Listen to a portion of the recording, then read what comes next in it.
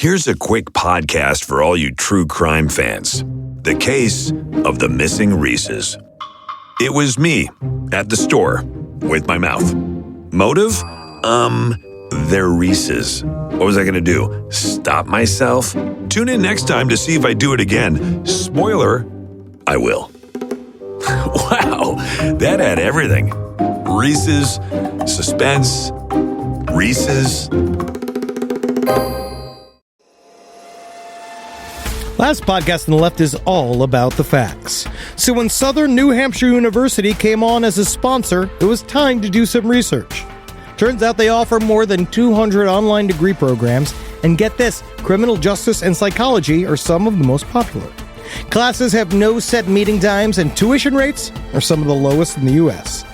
Want to learn even more about SNHU? Visit snhu.edu/last.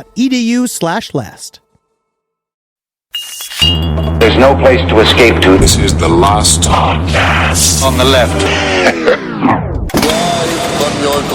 That's when the cannibalism started. What was that?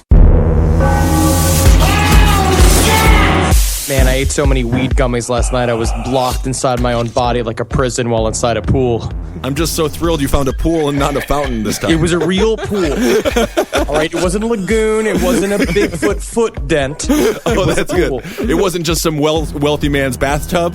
No. I mean, technically, any pool can be a wealthy man's bathtub if you've got enough subs. That's true. All right, welcome to the show, everyone. This is the last podcast on the left. I am Ben Kissel. That's Marcus Parks. Hey, Ben. And, of course, we got Henry Zabrowski. Ooh, I have been hanging out with Screech for the last 3 days. Really? Diamond has been on set for Your Pretty Face is Going to Hell, and he's an interesting guy. He's explained a lot of stuff. He's not a murderer.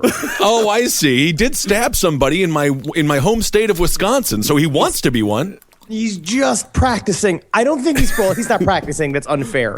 No, he's doing very well. He's completely rehabilitated. That's incredible. Well, Dustin Yes. Diamond, look out for him on this season of Your Pretty Face is Going to Hell. He made quite a bit of money off of Saved by the Smell. Was that the name of his porno? Yes. He wasn't in it. He tells me it was a body double. I don't know if that's a myth or not, but he told me it's a body double, and he didn't actually do it. And that's because he had to convince his now wife that he wasn't in the sex tape. And she's like, oh, but you put it out. And he's like, well, I've got all the footage to show that it's just some guy with an afro wig on with a huge old dong. He's like, you've seen my penis. It's tiny and weird, honey. All right, what a lucky lady. So we've been covering some really light topics, so we've decided to get into a really heavy episode. Oh, yeah. It's all about Bigfoot hunters. Yes. Those marginalized members of society that have been fighting for the truth for way too long. Yeah, you know what? And much persecuted, much like the Pokemon are. Oh, my God. I actually find it really distasteful that in Germany they're doing the Pokemon Go game and they're putting little yarmulkes in the Pokemon. And the way you get them is you have to hit it with a stick. And the number one you got to get, isn't it Jigafoot? I don't know. They all sound like racial slurs if you put it into this kind of context. It really does. But their main one is just called Anne. Oh, isn't that interesting? And it's a little fat one with a bob haircut. Yes, and they're wearing little sheriff badges, I've heard. Of course, today, yes, it is Bigfoot hunters on today's last podcast on the left. Now, there are numerous internet sources for today's episode, but the book used in today's episode is Weird Science and Bizarre Beliefs by Dr. Gregory L. Reese.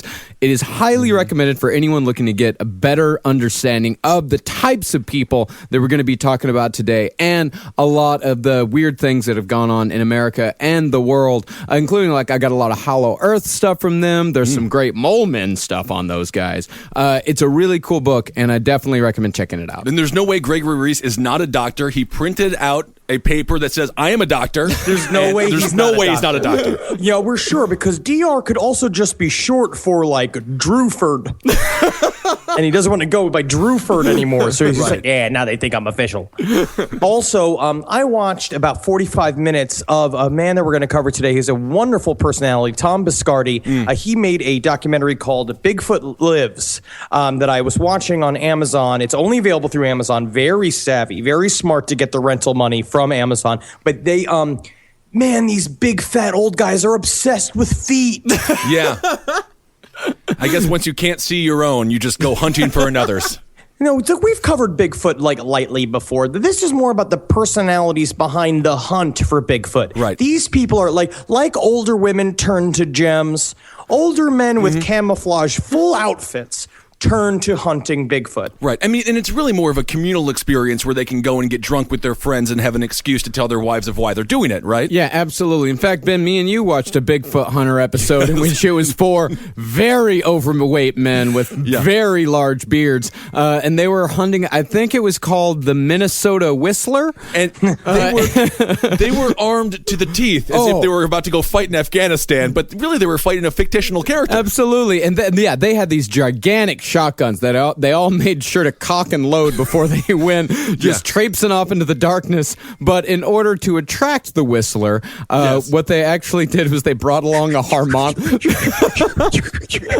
Why did we get the only one of our... No, they brought along a harmonica because it was said that the Whistler actually responded to harmonica noises. So every once in a while, they'd turn to one of the hillbillies and do it. And he'd pull out his harmonica. And then you just hear off in the distance, oh, damn. Ladies and gentlemen. Whistler with that down south voice. No. Muddy waters, ladies and gentlemen.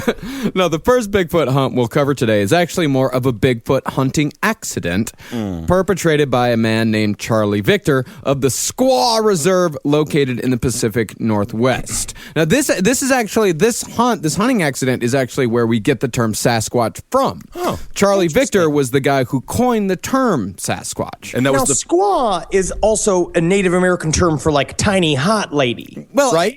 I'm not sure if that's factually accurate. So is this Babe Reserve for the Native Americans? It's must go to Squaw Reserve because that's where all the hot trim is. Isn't that true, horny beaver? Yeah. Well, one day, as Charlie was out hunting, he fired into the brush thinking that he was shooting at a bear. But after hearing a distinctly human cry, Charlie discovered he had instead shot a naked 12-year-old boy. Interesting. Now, what state of body was the child? If you could confuse a 12-year-old boy for a bear. I mean, similar to the way I grew up. Right. Because I had back hair literally by the age of 10. Yeah, you do look like a kind of a cub. Yeah, a bit. No, from what I understand, he was a bit malnourished. Okay. He was a skinny, hairless white boy. Seems like the opposite of a bear.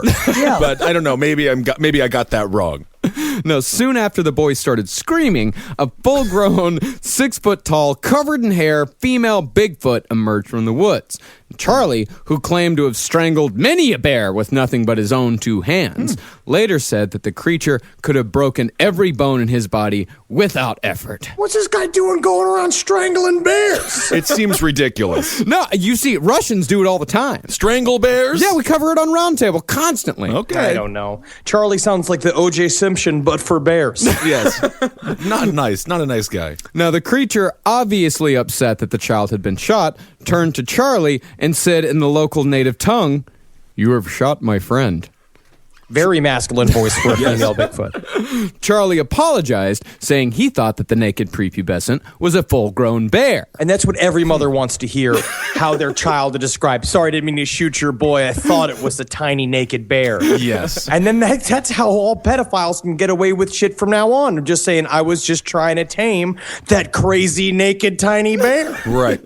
But instead of ripping Charlie to shreds, as she probably should have done, the Bigfoot began doing what Charlie called a quote-unquote wild frisk around the boy, chanting in a loud voice for a minute or two, to which Charlie heard a wild howl come from the mountains in response. So do we know that this wasn't just another human being? I mean, according to Charlie Victor, it was a 6-foot-tall woman covered in hair. This would only be true if it was in Greece. Yes. And next, the Bigfoot, who was apparently just carrying this thing around with her, started striking the ground with a 6-foot length of intestine over and over again. Where'd you get the intestine from? Is it like Bugs Bunny? Does seem like a lot of intestine. And when the bizarre ritual ended, the Bigfoot picked up the boy and disappeared into the woods without giving Charlie a second thought. Oh, he didn't even get to take home his kill and eat it. Isn't that sad? But big feet seem to do that a lot. They always describe that about Bigfoot leaving without a second thought. Like they're always like just showing up, doing something dumb, or like waving and then just leaving, like they're the wacky neighbor in that. What was that? The show was it Empty Nest? Empty Nest, yeah. Good show. Yeah. Now, of course, while Charlie's Bigfoot hunt experience was an accident, there are thousands out there who take the actual hunting of Bigfoot very seriously and have even devised techniques and tools for the actual hunt. Now, every single time I see a title like In Bigfoot Lives, all the guys the weird Wisconsin guys that Tom Biscardi is with, they all have the same title of private investigator, which I actually don't know what that means. I think I technically can be a private investigator if I want, because what I do on my own is private. And right? And you're investigating. If you have an expired license, you're a private investigator. Yeah. That's the number one rule off the grid. Remember, when they say private investigator, there is sometimes, but not always, the adjective licensed in front of private investigator. Right. And when they say licensed private investigator, that's when you can take them a little more seriously. But you don't want to go with one of those people. They're part of the system. They're part of the problem. I just kind of like to fuck with crime scenes. No, Are you eating the bullet shells, sir? Oh, damn, I thought it was cashews. I'm blind. I'm completely, totally blind. I investigate using my hands and smell. Oh, I can smell a Bigfoot. Oh, no. That's just Charlie who works for catering. That's not I dumb. never was. A dumb daredevil and his catering buddy. Now, the most important tool that any Bigfoot hunter has is the ability to track, because as we all know, the most common evidence of a Bigfoot in the area is footprints. Technically the only evidence. Yes. And also highly debatable as to whether or not they are actually feet prints. Oh my God, if I see one more of these so-called private investigators following me all around New York City, taking samples of my footprints, I'm going to be pretty goddamn pissed off. Seriously, you cannot go to Oregon, Kissel. No, I cannot. And I've got to get shoes from Zappos. But that's the thing, though, is that there's a lot more to it than just the size of the print. There are ways to tell if it is actually a Bigfoot footprint or not. Okay. First of all, Bigfoots have very long strides and walk 1 foot directly in front of each other rather than the usual left-right alternation of humans. Almost like they were done by a man with a footprint on a stick. But not really. No. See, that's the thing, though, is that there are ways around that. It's not a man just hopping around with a stick. See, humans have a variation of depth owing to the arches of our feet. Sure. The foot of a Bigfoot is flat, which is why they're easy to duplicate. Oh, and How do we know this, though, for sure? because I spoke with a Bigfoot, bad lumbar. They need extra They gotta lumbars. get New Balance. Yeah, they need some New Balance. No, there's a very easy way to tell for sure whether this is just a big wooden stamp or an actual Bigfoot footprint. According to a man named Jimmy Chilcutt. It's gotta be. He's gotta know. He has to know. According to Jimmy Chilcutt, it's all about the ridges. That's what I've heard women say as well. I feel like Jimmy Chilcutt was born with chewing tobacco in his lip, just like ready to go. He literally cannot begin a sentence without, well, Yep. yep, well. How much spit do you have?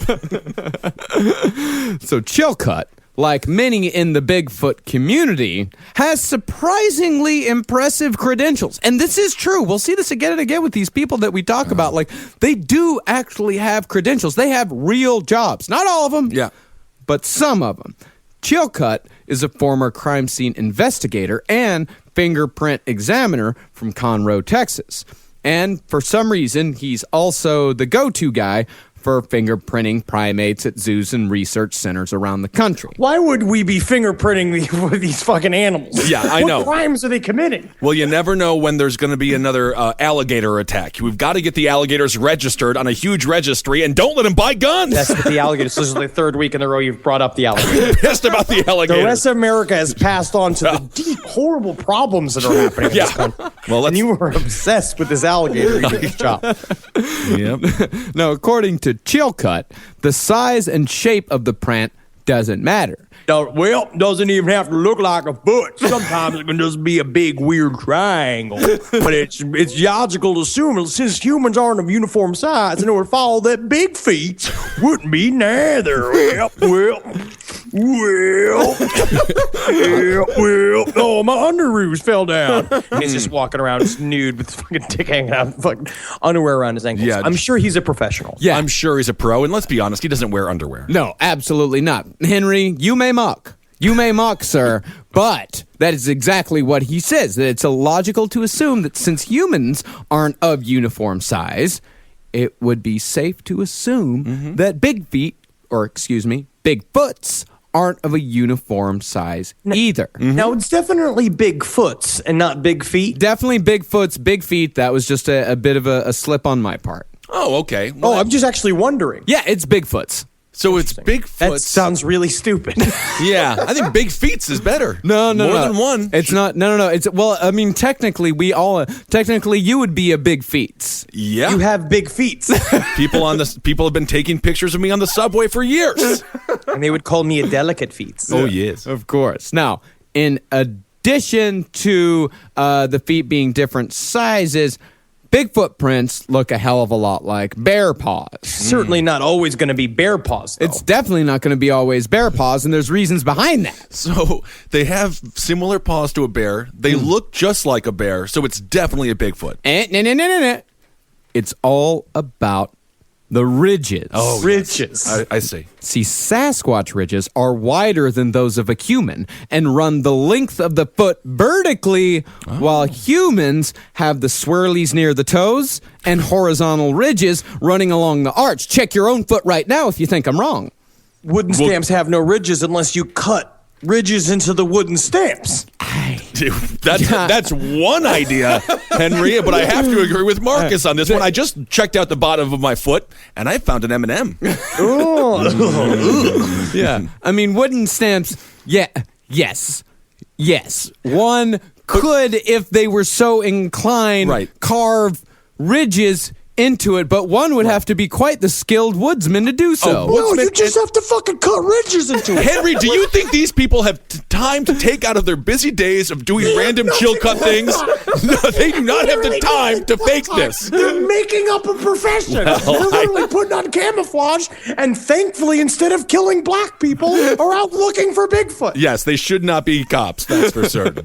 Question is, what do you mean when you say ridges? I mean, keep ridges. saying Look ridges. at little lines. What? Look at your. I know you're not wearing shoes. Look at it right now. Oh my God! Do not show us your feet. They are disgusting and strangely brown. Ridges. I don't know what's happening. You see all those lines? All those lines are going horizontally. And What Henry, ridges? show it again. These are my skin lines. No. Henry, show it to Ben again. I don't want to see it again. Show it to Ben again. Why Show it. why Look, am I looking at look, his you see how disgusting those, feet? Look at those swirlies up top near the see toes. There's swirlies up top. God, it's the most disgusting thing I've ever seen in my life. Thank you, Henry. Yeah, I got mottled pink, weird Scottish feet. They are odd. The thing is that Bigfoot hunters don't rely solely on footprints.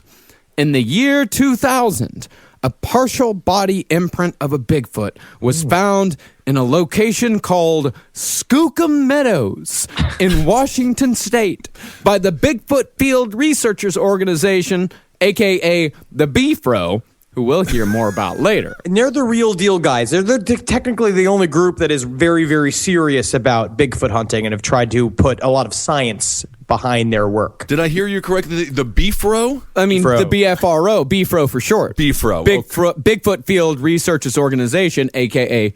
BFRO. Also, I think a part of the reason why we took this country from the Native Americans is because they were terrible at naming shit. Yeah. BFRO is a pretty good name, though. Yeah, I don't know if they call themselves BFRO. That's just what I call them. Okay. I'm talking about Skookum. Oh, yes, that is a heck of a name. Next time I have sex, I'm going to say Skookum, right as I go instead of I'm having one.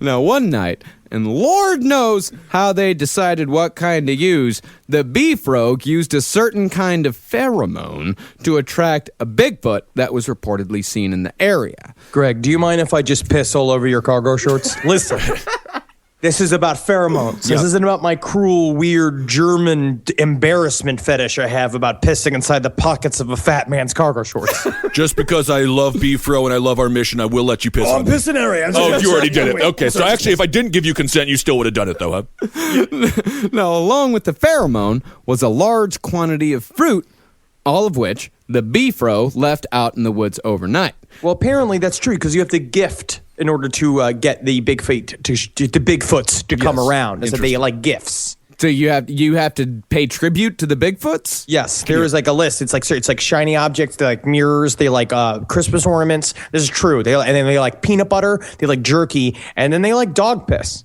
So they're just like Victorian queens? They're more like including the dog piss. Yeah, I know. They're more like birds and rats. Yes. Those are all things you use to attract birds and rats. Quite frankly, I think these people were just cleaning out the refrigerator and they're throwing anything that they have that they don't want at the Bigfoot.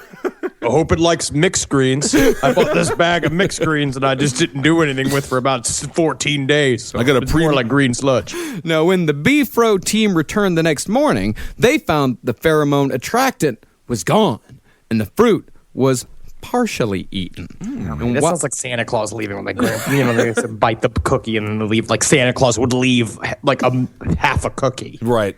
Now, while this itself is proof of nothing, the team Good to know. the team also found a body imprint of some sort of unknown creature.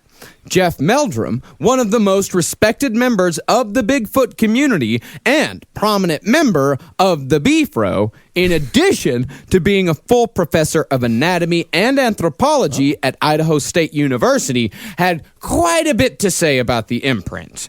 Here's how he interpreted the findings. Well, apparently the Sasquatch had approached the puddle, laid down across the halo of moist soil on the periphery of the puddle without stepping there. Very delicate for the large feet it must have. An impressive dong. Then leaned onto its left elbow and forearm to reach in with its right arm toward the puddle for a sampling of the fruit so delicate. Love how long and moist its dong must be if you can imagine it, if you can picture it in your mind. And then it's pushing against the mud with its heel, sort of like it's watching Ellen, like I do in the mornings. Big, long, meaty, pumpernickel-looking dong on that Bigfoot. I mean, do we know it wasn't just a drunk escaped convict? It could have been anything. It was probably you. Oh, it was me. It's like, where is this? I can see you literally just like hammeredly lost in a forest and just being like, some fruit, huh? Better take a squat. Yeah, you were like in 2000, you were what, a senior in high school? Yes, I was. Yeah, so you were big enough then. Oh, absolutely. I was larger then than I am now, and I do recall eating a lot of fruit in the woods alone.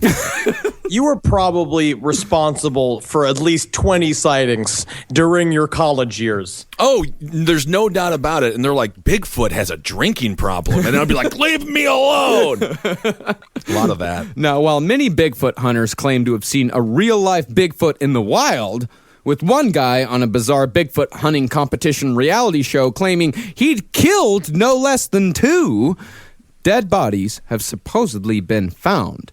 Yet, they always seem to disappear before scientific verification can be made. There's always, this is the fucking thing that haunts the Bigfoot hunting community, is the fact that they cannot ever prove anything. They have no real solid evidence, and every person that comes forward with a quote-unquote body or a quote-unquote pile of shit they saved in Tupperware that they say is Bigfoot's, it turns out to be a scam. And it's hurting the whole thing. Anybody who wants to take it seriously really can't put an actual valid point out there because you have so many morons with fucking monkey costumes that it's covered in dirt. Yeah, totally. But this next story, known as the Frozen Man, it could be real. Okay, we're getting close. Now, in 1967, a man named Terry Cullen claimed that he had paid $25 to see a dead Bigfoot encased in a block of ice in a sideshow in Milwaukee.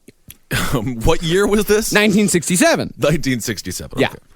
Now, Cullen immediately notified the small at the time but emerging Bigfoot community owing to the recent unveiling of the infamous Patterson video. So, Bigfoot mania was at a peak. And the Patterson video is sort of the iconic video that we've seen over and over and over again. Yeah, Bigfoot walking through the woods. Yeah. And when the team arrived, they found a 6-foot-tall male covered in fur, save for what skin showed, which was waxy and was said to have the color of a white man who hadn't seen a whole lot of sun in his life. Oh. So this man had a family, let's assume, and maybe they were starving, and he promised them he was going to go get a job and he was going to go buy them some bread. And then he came home and his pockets were empty of quarters, and he explained to them why. And then they got a divorce.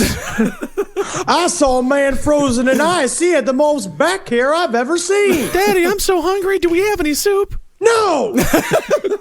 There's a man frozen in ice not 30 yards from here. You expect me to bring home food? I guess we can try to eat him. Literally, there's probably a factory worker who fell in the lake on a soft spot during the wintertime. That is the saddest part.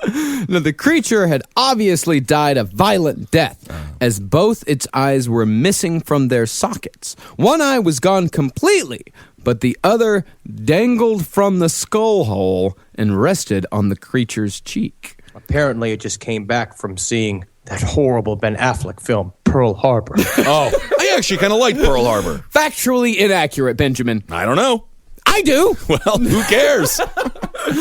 This is cool. I mean, you wouldn't even have to market this as a Sasquatch necessarily. It just seems like a fun thing to look at. I would I would pay $0.25 just to see a dead frozen guy. Yeah, totally. Yeah. Well, but then if you bill it as a dead frozen guy, there's probably going to be a criminal investigation. Oh, good point. Yeah. And that's not really a thing you advertise. It's more like a janitor kind of nudges you while you're at some sort of university quad, and he goes, "Hey, want to see a dead guy?" Just go like, right. All right.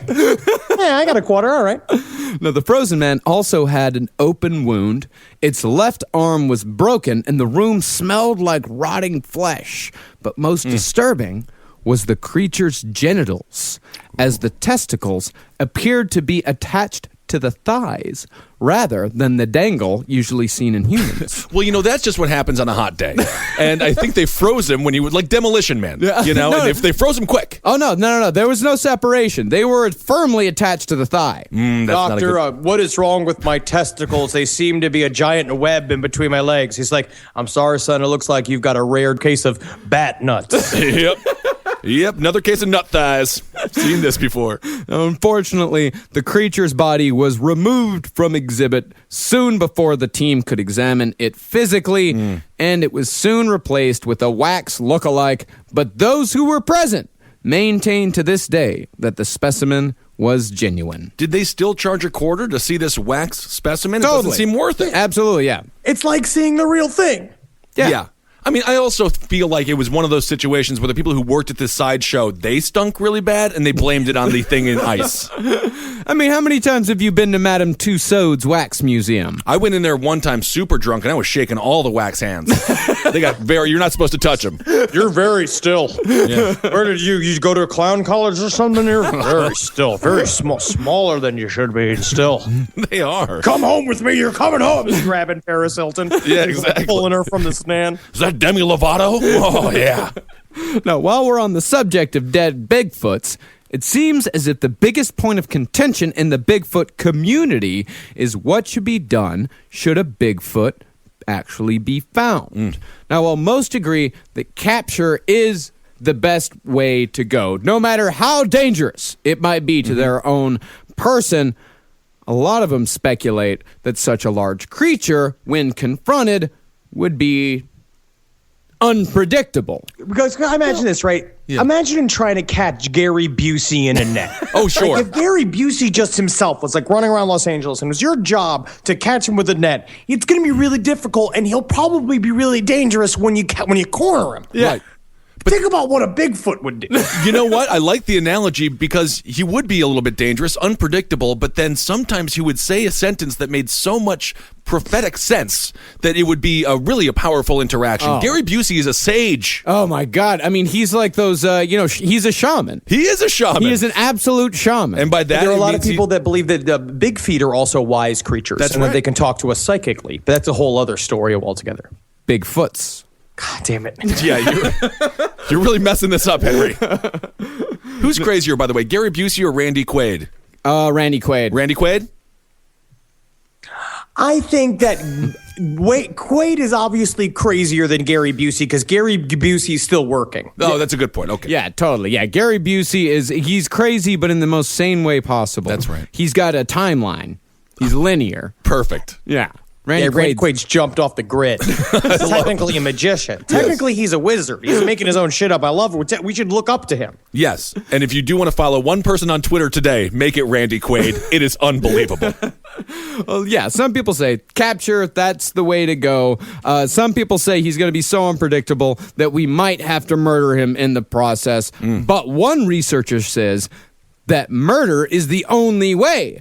John Green said in a speech at the 2003 International Bigfoot Symposium that killing and dissecting a Bigfoot body is essential to the understanding of the creature. Oh, this seems like some Shinrikyo logic. Yeah. Kill it to release it. Now, others prefer a more environmental Jane Goodall type of approach in which the creature is allowed to live out its life in its natural habitat under observation. And interestingly enough, Jane Goodall, one of, if not the most respected primate researcher in history, fully believes Bigfoot exists. She'll say anything to get in a magazine, that monkey whore. Well, wasn't Jane Goodall proven to be a total fraud? Coco couldn't speak. Oh, Well, I mean, they kind of speak. They can't really speak. They know how to ask for food, and they're always horny, so they know how to ask for sex, but that's it. Yeah. They like toys, and they get upset when their kids die, but that doesn't make them people. Did Jane Goodall have sex with an ape? I mean, I think so. I'm not going to say yes because that's defamation of character, but yes. Interesting. She definitely wanted it. Oh, yeah, it seemed that way. it crossed her mind. It had to. Yeah, it definitely crossed her mind. She's alone in that jungle. She's hanging out with these monkeys all day, and they're like, they seem so much like people. And then she's like, I bet I could fuck one. But if I smear a little banana on my pussy, I could teach him how to find my clitoris. Oh, right. That's just fine. Jane Goodall aside, the man with by far the most unique approach to the eventual discovery of Bigfoot is Russian Bigfoot hunter Dmitry Bainov. Now, this is the guy that is based off of the character from Harry and the Hendersons is based off of. Really? Yes. Now, he's definitely in the capture camp, but listen to what he has to say as to what should be done once the capture actually happens. I can imagine young Sasquatches doing very well in a school especially designed for them. If a human child brought up by animals becomes an animal, I wonder what will become of a homie child brought up by humans. So Russians have one of the worst school systems in the entire world. They have to wait in line for bread, and this guy is thinking about educating a fictional character before his own Russian kids. Russians believe that twins are bad luck. They want to introduce a heretofore unknown primate species into children's school with them. They'll be fine. Russia's going to be fine. Oh, totally. Yeah. And according to Dmitry, this education could go both ways. The Sasquatch could become teacher of human boy and girl scouts and the art of survival in the wild. In that case, we are bound to have parent-teacher conferences with a somewhat different agenda and composition having Sasquatch in there. And then we kill the rest of the Jews. Oh, interesting. That's a big thing. We take them out of the schools and we replace the Jews with the Sasquatch. Kind of derailed there into more of an anti-Semitic rant. Oh, no. It's all linear thought. Oh, I see.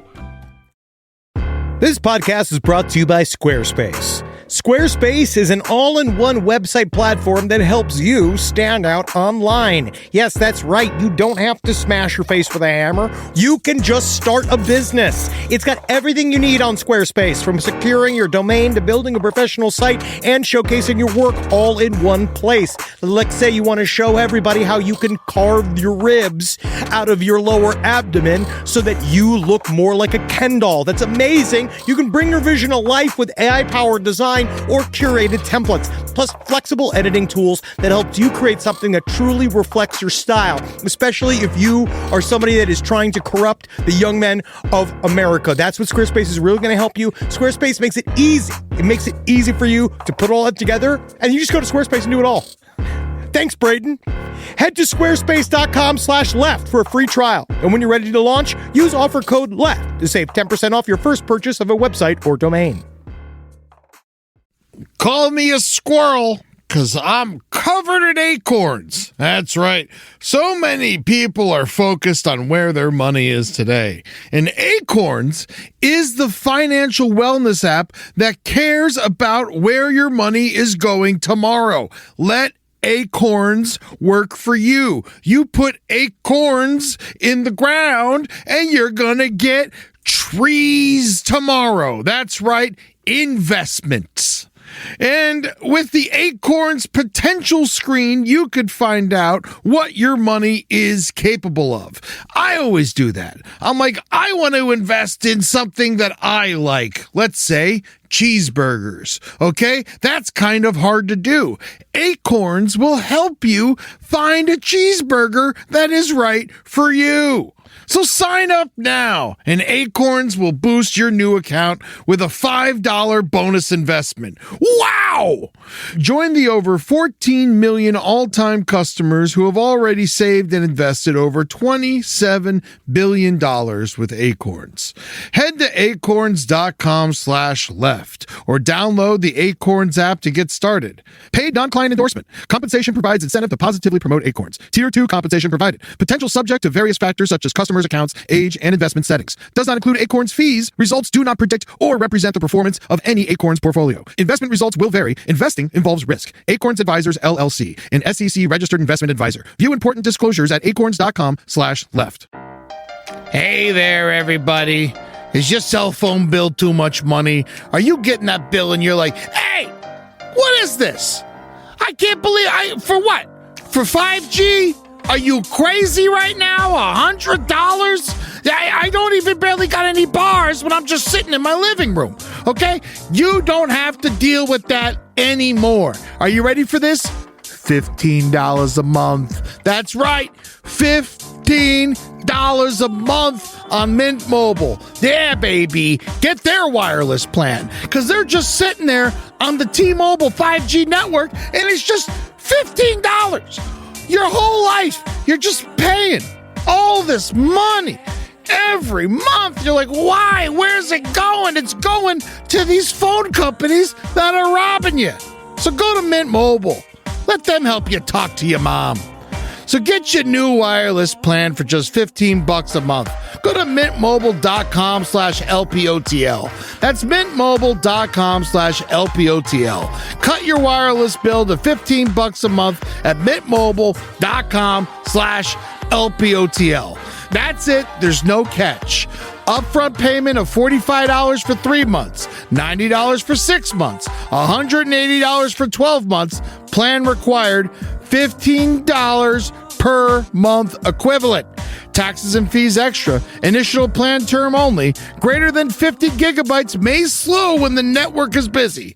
Includes up to 20 gigabytes hotspot. Capable device required. Availability, speed, and coverage varies. See mintmobile.com. All right, I know what you're thinking. I like to go banking, but I don't want to give to these big old banks all the time that cater to the 1%. Well, go ahead and get yourself hooked up with Chime. It's banking built for you, not just those rich jerks. And they got thousands of fee-free ATMs because why pay to get your own money? Chime is working for you, man. You get your Chime card, you're going to get travel perks, you're going to get into airport lounges, you're going to get those chicken thighs. You know, every time I go to an airport lounge, I get chicken thighs. And you know what I say whenever I see a plate of chicken thighs? Give me more. Chime's going to get you those chicken thighs in these lounges, all right? Sure, they could serve other types of meat, but why would you when chicken thighs are so delicious? Chime is not just smarter banking, it's the most rewarding way to bank. Join the millions who are already banking fee-free today. Head to chime.com/left. That's chime.com/left. It only takes a few minutes to sign up. Chime is a fintech, not a bank. Banking services for Chime Card provided by Chime's bank partners. Optional products and services may have fees or charges. Stated cashback for Chime Prime only. No minimum balance required. Checking account ranking based on JD Power Survey published October 20th, 2025. For more information on travel perks, go to chime.com/disclosures. Of course, while we might make fun of these people, I truly do believe that they have the best intentions, and many of them do have some compelling evidence. Well, they've all seen shit. They've all seen shit. And the yeah. Native Americans have been talking about the men of the mountain for forever. Mm-hmm. Yeah. I think maybe it's just hairy, stinky guys that don't come around. But I think at some point there were other high-functioning primates that were around that were like us, that were more closely in touch with our communities. Yeah, I think that's definitely the truth. But in modern times, some might make the argument that the sheer number of Bigfoot sightings actually disproves their existence. Huh. Because there have been thousands of Bigfoot sightings over the years in America alone, not to mention Russia and parts of Asia. And it would follow that with so many people catching glimpses of the Bigfoot here and there, at the very least, a body would be found. Unless Bigfoots have some sort of death radar in which they know exactly when and where a Bigfoot dies, after which a burial immediately takes place. Now, unfortunately, all that has been found is unidentified hair, footprints, and the odd pile of excrement. And the same thing since Elvis died. Yeah, I think that's right. Now, with so much left to interpretation, combined with such a strong belief by the Bigfoot community, it's almost guaranteed that there are people out there willing and able to take advantage.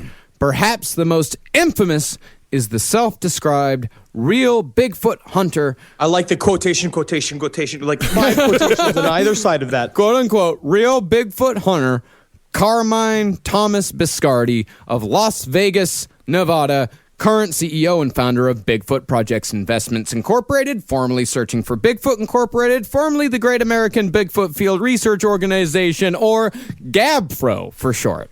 What he discovered is that BFRO was starting to make some money basically having people come out and doing lead Bigfoot hunting tours where people would pay a bunch of money. You'd go with actual researchers out into the forest and you'd spend a couple days camping looking for Bigfoot. Tom Biscardi worked as a concert promoter in Las Vegas. And he says that he's been obsessed with Bigfoot since he saw the Patterson film on Johnny Carson, or as he like to call him, John Carson, which drives me crazy. So he's like calling it like a UFO or like, I hate that shit.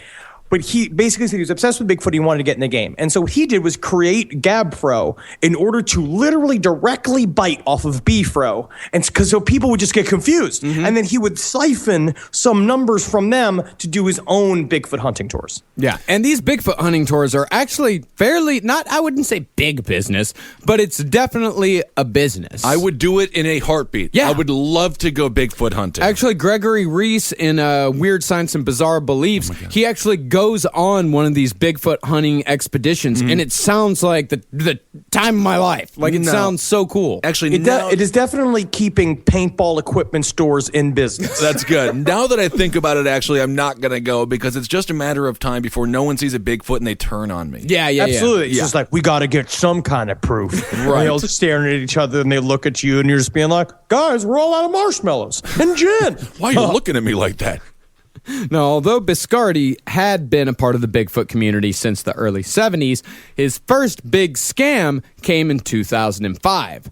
During an appearance on Coast to Coast, Biscardi told host George Norrie that he was 98% sure that he and his team could capture a Bigfoot in Happy Camp, California. Now tell me, Tom, I'm so glad you're on the show. Now tell me, do you think that if Bigfoot were to follow a certain sports team, would it be the New York Mets?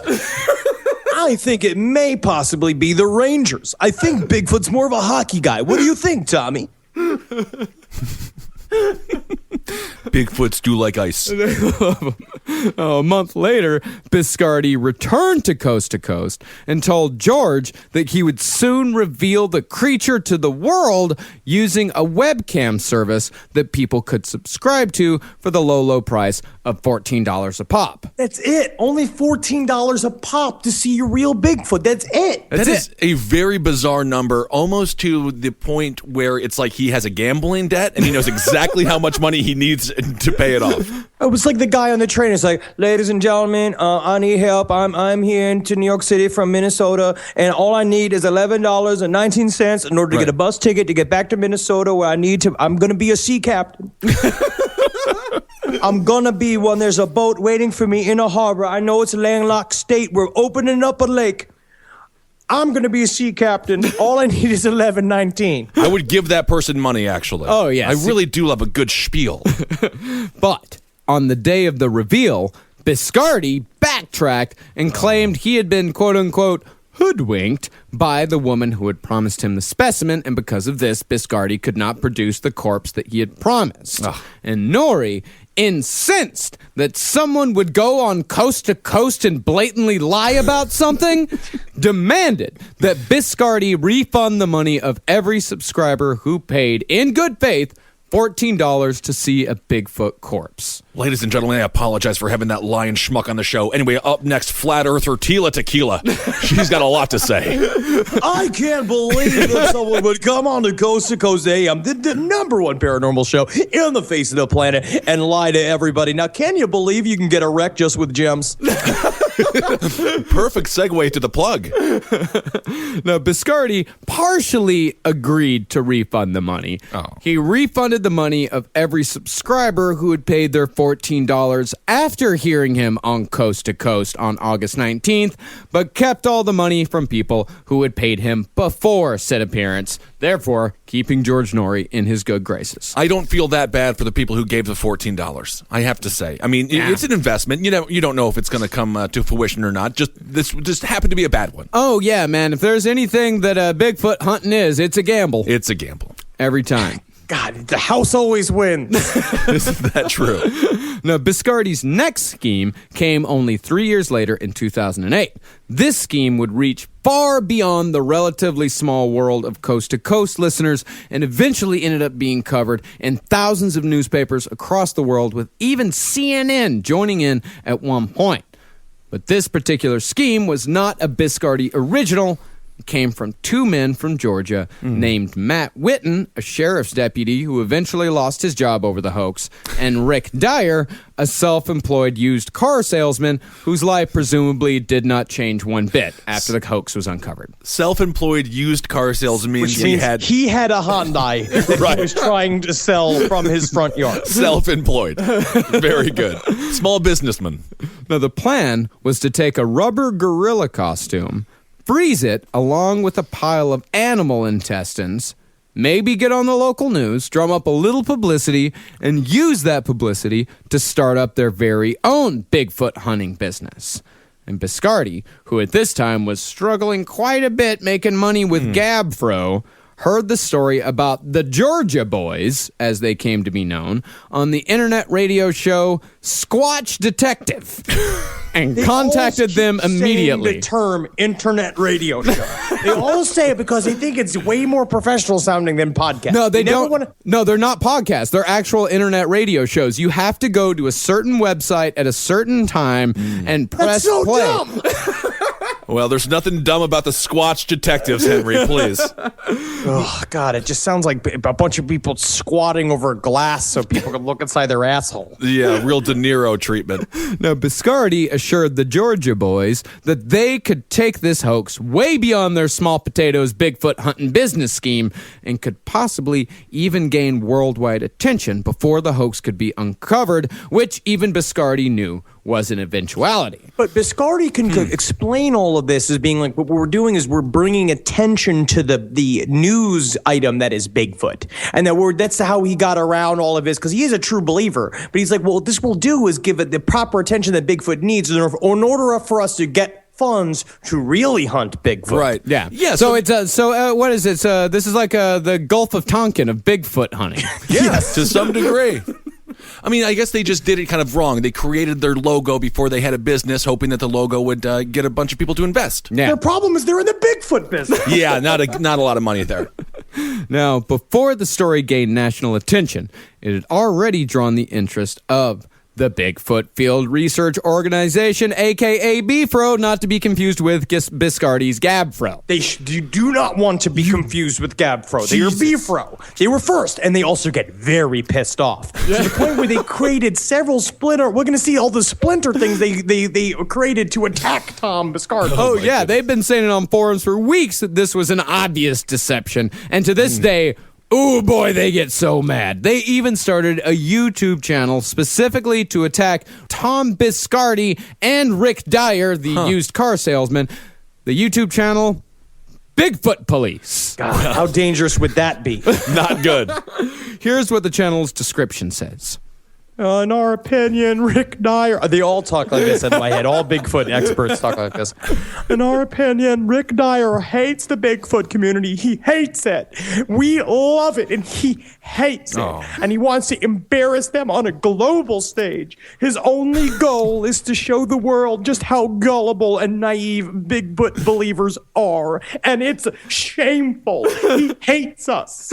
I think we were born this way. I think they're getting sidetracked from their mission to find the Bigfoot. They're fighting with each other, typical humans. But I will say, again, and in Bigfoot Lives, these men look at the Bigfoot community, quote unquote, they look at casts of giant feet, and they just sound like commenters on Pornhub. Just like, damn, look at the plumpness of these toes. Can you believe? Man, just the depths. How strong is this heel? Strong and elegant. You got the dorsals. I mean, every time a comment is done being made on Pornhub, the person came. Yeah. Kind of weird. Yeah. Well, unless the comment was, I didn't come. Oh, and sometimes they get upset. They usually get upset about people who are limp. Yeah. Male porn stars. Now, while it's obvious that Dyer's motivations were more profit-oriented than some sort of scheme to just make fun of Bigfooters, when it was revealed that the Bigfoot corpse was just a rubber suit mixed up with intestinal goop, it definitely struck a blow against the credibility of the Bigfoot hunting community. Now, Biscardi called a press conference before that actually happened, before the hoax was uncovered. He called a press conference, which was actually covered live on CNN. And he told the story of how he met the Georgia Boys, but not without making sure to plug his internet radio show, BigfootLiveRadioshow.com, every Wednesday night Pacific time, 7 o'clock. I'm more of a fan of Squatch Detectives. BigfootLiveRadioshow.com. I really wish we could go back to this time in America where CNN would cover this event live. Yeah. This was a great time to be around. 2008 The news was fun. The news was great. Yeah, what, 8 years ago? Yeah, the war. Back when it was all we had to worry about, there was recession and whether or not we were going to find Bigfoot. Yeah, that was it. And also, that website is fucking horrible to look at. Jesus, it's like it's one of the most stereotypical paranormal websites I've ever seen in my life. Bigfoot websites and UFO websites are pretty much the same because they're done by the same people, just with different clothes on. It's like one's got a Star Trek uniform on and fucking fake Leonard Nimoy ears, and the other one's wearing full camo and he reeks like because he's covered in deer pheromone. Yeah, Right. But back to that press conference. Besides Witten being a sheriff's deputy, the best example Biscardi could give that the Georgia Boys were trustworthy was that they picked him up at the airport on time, drove him to a hotel, and got him some food. Those are actually three very important things when it comes to a character assessment. Now, as far as profit goes, it seems as if the Georgia Boys were the only ones who made a dime, albeit at the expense of their careers and reputations. When Biscardi first got a hold of the Georgia Boys, they demanded $50,000 for possession of the corpse. Wow. And Biscardi, obviously not a man with $50,000 just lying around, convinced a sucker in Indiana to front him the cash, which Tom promised to pay back within 90 days, without really explaining how that was going to happen. You have to go, Bigfoot, this is big, it's Bigfoot, it's Bigfoot. And the guy's just like, all right, well, I hope you have fun with my $50,000. Sad, broken people. It is. The Georgia Boys scammed the lonely fella in Indiana. Oh, they did, man. When the body was revealed to be a fake, Biscardi placed the blame fully on the Georgia Boys, telling his investor that he was not responsible in the least bit. And the only recourse was for the investor to sue the Georgia Boys, but such a lawsuit never saw the light of day. Yeah, what do they have? They have no. I mean, what are you going to sue them for? Fraud. Camo pants and fucking in retrofitted Jeeps. all they With have. tires on them. Okay, well, that's kind of cool, actually. Now, as far as Biscardi goes, he's still in the Bigfoot game. Last year, he launched a $3 million fundraising effort in which he would sell stock of Bigfoot Project's investments the money of which would be spent making films and selling DVDs, with $113,805 a year earmarked for expeditions. Thank God. I want to see that. I got to see these receipts. So, how much of the $3 million did he actually collect? Currently, BPI shares are sitting at a dime a pop. I'm literally just going to go buy the company. I'm going to go buy the company, and then I'm going to dress him up as Bigfoot and run him through a field. And then when I'm dress him as Bigfoot, I'm going to do a new thing, $5 a pop. Shoot Tom Biscardi with paintball guns. I was just like, oh, kill Bigfoot. And then just run through a field and just get people just shooting him in the nuts. That sounds amazing.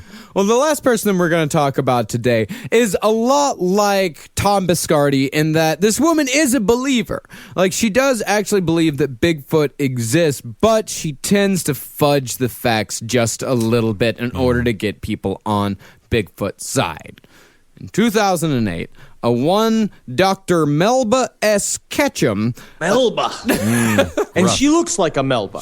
Every Melba looks like a Melba. That's true. She announced to the world that she had in her possession genuine Bigfoot DNA and would soon release an academic paper that would prove once and for all that a Sasquatch species existed. And that's actually very interesting because she had a whole proof. So she got some hairs. She won't say where she got the hairs from, but she said she got some hairs. And her hypothesis was that Sasquatch is a hybrid species of males from an unknown hominid crossing with female Homo sapiens, much as Neanderthals once bred with humans. This is really, truly monkeys having sex with women. And the strangest thing is that it's not men having sex with Sasquatch women. It's only an unknown species having sex with human women. It's sort of a fantasy thing. I could see a woman wanting to be taken by a cryptid. A gigantic hairy man. Yeah, sure. Now, Ketchum's academic credentials were actually somewhat solid. She was a graduate of the Texas A&M Veterinarian School,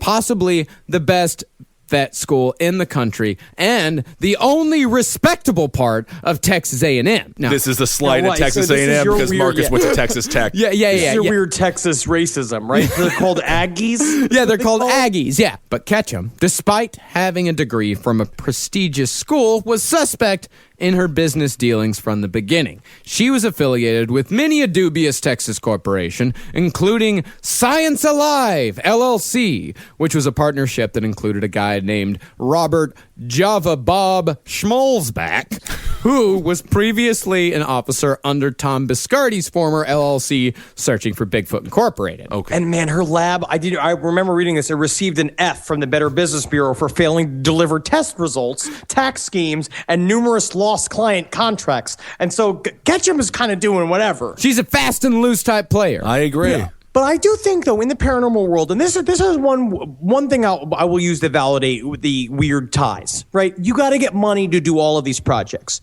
right? And look at honestly, Wolf of Wall Street. Wolf of Wall Street was made because Leonardo DiCaprio basically went out of his way to hang out with oil tycoons who gave him cash on hand, right? That's how shit gets done. Yeah, I mean George Harrison funded Life of Brian, but just because he wanted to see it. You wanted to see it. So you're just looking for cash. You want to do a study about Bigfoot. You need to find somebody who's going to give you cash to do that. Who's going to give you cash to do that? Not a bank. No. Not some normal person, not a place you're going to get a loan. They're going to look at you and be like, fuck you. No, you need an independent funder, and that person is probably going to be a criminal. Yeah. Or a very wealthy person who sits alone next to a fireplace, pondering over the life that he lived and regretting the fact he never had a relationship with his son. Probably. And who longs to make love to a Bigfoot. Maybe. Bring me my precious Bigfoot. Ketchum got a hold of this DNA in 2008, and for 3 years, she assured people in the Bigfoot community that the study was underway and would soon be released. Finally, in 2011, Ketchum said on Facebook that the study was complete. The paper had been submitted for publication, and the world would soon know the truth concerning Bigfoots and their dalliances with human females. Pounding out these women. And they're grabbing their boobies and licking on their butts. Oh, yeah, Bigfoot's on them women. Yeah. I mean, I would have liked that Facebook post. Sounds pretty cool. Yes, I would have liked it. I would have given it a laughing face emoji button thing. Yeah. But The months and years went by, and the paper was still nowhere to be seen. And as for Ketchum, she avoided public appearances altogether, dropping out at the last minute from a Bigfoot conference in Richland, Washington in 2012, and another conference held the previous year in Honobia, Oklahoma. I can't believe she didn't go to Honobia. She's blacklisted. She could never come to another Bigfoot compodium or composodium or ever again. She is invited to the Mothman Festival because numbers, people. We need eyeballs. But going back to our episodes on chaos magic, wasn't this just putting the goal out to the world? And, she had a mission. She had a plan. Wasn't this just a step for her to achieve it? No, this is just lying. Full-on scam? This is just, not scam. It wasn't necessarily a scam. It really, what happened was no paper would take her bullshit.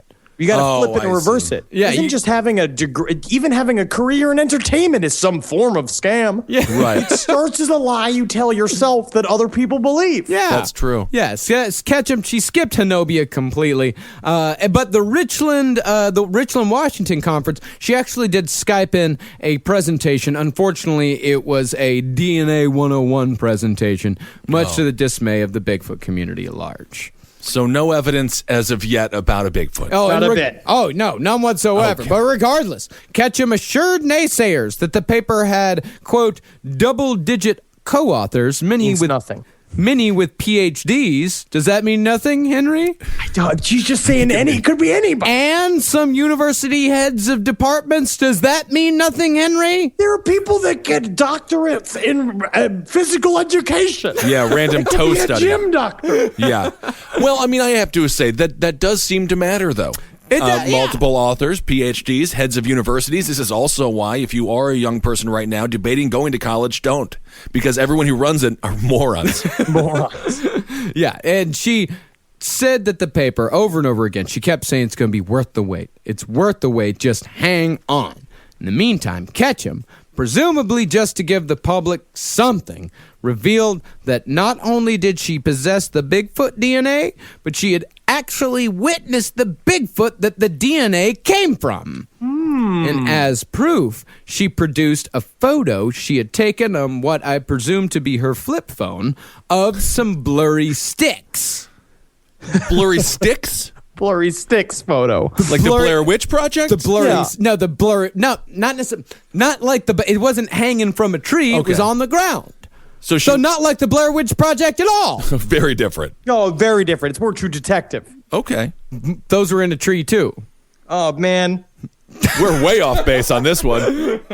Now, not surprisingly, the blurry sticks photo, as it came to be called, was not Cleverly called the blurry stick photo. It was not met with a warm reception by the Bigfoot community. But Ketchum pressed on, claiming to have additional evidence that a family of 5, quote-unquote, playful Sasquatches regularly congregated around these sticks.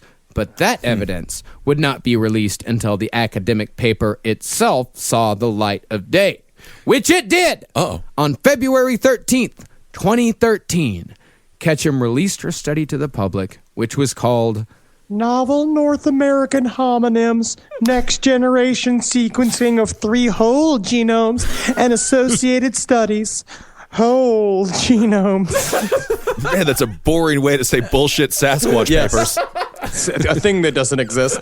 I have nothing and I've written about nothing. No, the only problem was Ketchum, after 2 years of failing to secure publishing in any reputable science journal, lost patience and just started her own called De Novo, Love it. Journal of Science. Love it. Easy to do. That's all you got to do to be a scientist. It's easy to be a scientist. Well, of course, she denied starting it herself because that would be unethical. But she justified publishing it in the first issue of an unknown journal, which is also very suspect to publish something in the first issue. She said, We encountered the worst scientific bias in the peer review process in recent history. and then she went on to compare herself to Galileo. Well, that's the mistake. That seems like a bit of a stretch, yeah. She keeps appearing on Coast to Coast, and she doesn't talk about Bigfoot anymore. All she does is being like, and the science community won't accept us, and it's all of this weird, trumped-up horseshit about how the science community won't accept them. It's like, you've never published a report. Yeah. You never did it. Yeah, but how's they going to get it started if no one gives wasn't a start. You got to get your start to get your start. Yeah. That's it. That's what it's about. It's like your first acting role. Again. That's it. Yeah. And when you went to the website for De Novo, Journal of Science, you would find that the paper could only be accessed if you paid $30 for a copy. Oh, interesting. But due to a glitch in the very poorly designed website, many in the Bigfoot community were able to get a hold of it for free. Thank God. Now, the study was incomprehensible to anyone who didn't have training in genomics or forensics.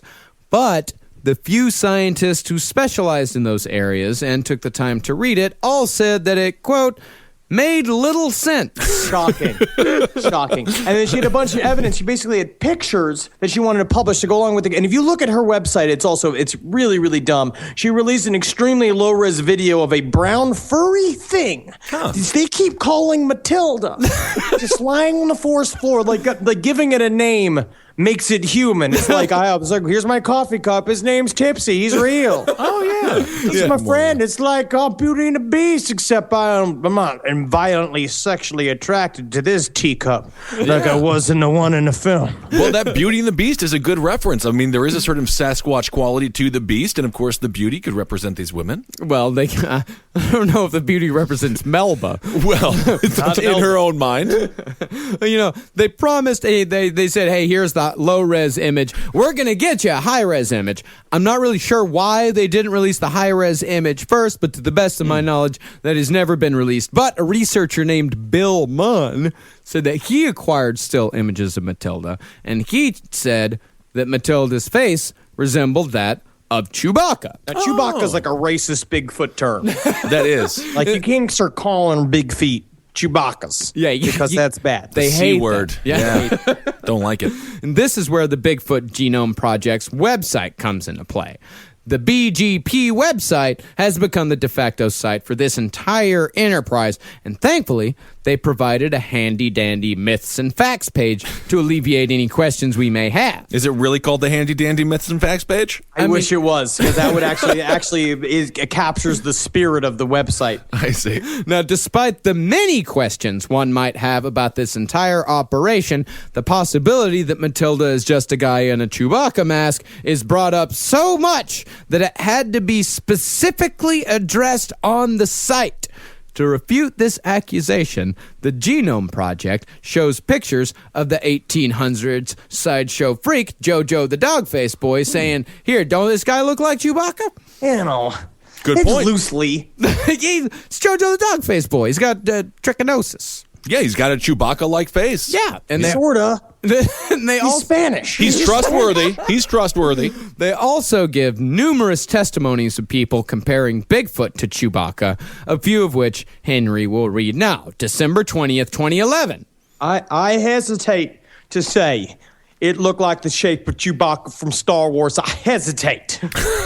In July 29th, 1972, a sighting was made 5 years before Star Wars was released, but the testimony was made after Star Wars release, so take this as you will. Don't laugh, but it looked like Chewbacca more than anything else. I am the same man. And on an unknown date, another witness said, he told me that once he saw Chewbacca standing in the woods watching him, I sound like my friend. My name's Roger. This is my other friend. His name is Theodore. And I'm just seeing Chewbacca everywhere. And I guess, oh Lord, it's my Star Wars novelty glasses. Yeah, Chewbacca. I mean, very one of the most famous of all the hairy creatures, I suppose. I would say the famous. Yeah. Do you think more people know who Chewbacca is than they do know who Bigfoot is? I think more people know about Bigfoot. Because Bigfoot goes to places in Russia, for example, where they don't have movies or TVs. It's Chewbacca, Bigfoot, Robin Williams, Kim Kardashian's lower half. The biggest hairy celebrities. Now, the ultimate conclusion of this paper is pretty much that since the samples don't match anything currently in the gen bank, presumably where such things are recorded, the sample must be a Bigfoot. Got to be a Bigfoot. Got to be. Got to be. And that's the thing. And that's where she said she knows that it's not biased and the thing hasn't been tainted because she knows how to make sure that a test result isn't tainted. How does she know? Because she was a veterinarian. Oh, yeah. Well, that would make sense then. Now Now, we may never know the truth as to if Bigfoot exists or not, but what we do know is that these hunters will never give up until they find one. That's great. Thank God. I mean, if they do find one, then their careers are all over. And then everything's over, and the hunt part of it will forever be over. No. So you can't find it. Then they're Bigfoot researchers. Then, if you only find one, that means there's more. And then eventually they become Bigfoot fashion designers. Yeah. And Bigfoot car designers. We need to get Bigfoot some rights. I mean, is it possible, these are like interdimensional beings, right? Is it possible that they just come to Earth, take a big shit, and then go back to where they're from?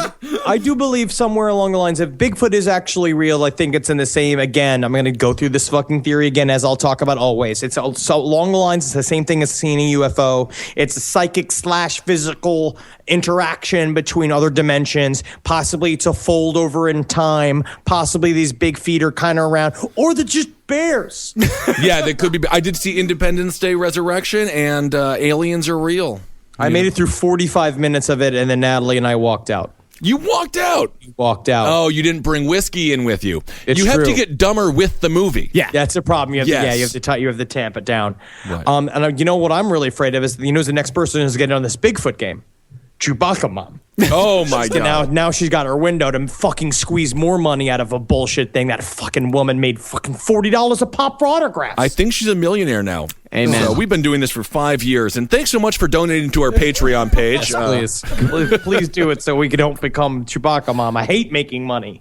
I would say that we deserve money more than Chewbacca Mom. I would say Yes. that too. Yeah, go to patreon.com/ if you believe that we deserve more money than Chewbacca Mom, patreon.com/last podcast on the left is where you can put your money where your mouth is. It's serious, but in all seriousness, thanks to everyone who gives to our Patreon campaign. It's life-changing stuff. It's the reason why we can come out and do shows all over the world for you guys. Thank you so much. She made $100,000 in donations from wearing a stupid fucking hat. All right, well, it's actually more upsetting than the Toy Box Killer episode. I feel it makes me yeah, and we will be speaking of traveling. We're going to be in beautiful Los Angeles next weekend. Yeah, and the Los Angeles deal. I said last week that they're going to be releasing more tickets. I thought that they were going to be releasing them online. What they're actually going to do is they're releasing them the day of the show. So if you didn't get your tickets to Los Angeles and you still want to come see us, definitely call the Crest Theater and ask them exactly how. I don't know if you have to show up at the box office or if you can do it online, but they are releasing tickets the day of the show. So if you want to come see us, you still can. There's still a chance. And we can't wait to come out and meet all the wonderful folks out there that we've made friends with over the years. Well, that's such a smart idea by the Crest Theater because, the chances of having a riot were like not really a lot, but now we have a little. We have a nice little chance of that. Yeah. And if you guys want your Last Podcast on the Left t-shirt, go to cavecomedyradio.com/merch. And we've got a new t-shirt in production. Ooh. It's gross. It's really fucking gross and awesome. Which one is it? It's very, very metal. Yeah, it's you know which one we're talking about with the little danglies. Oh, yeah. Oh, God, it's Done so... by our friend Andy Org, and it's going to be very, very awesome. Yeah, it's going to be amazing. But that's going to... So be on the lookout on the Facebook page for that. And one more live show that we got coming up. We're coming back to Baltimore. That's going to be here in August. I believe that's August 19th.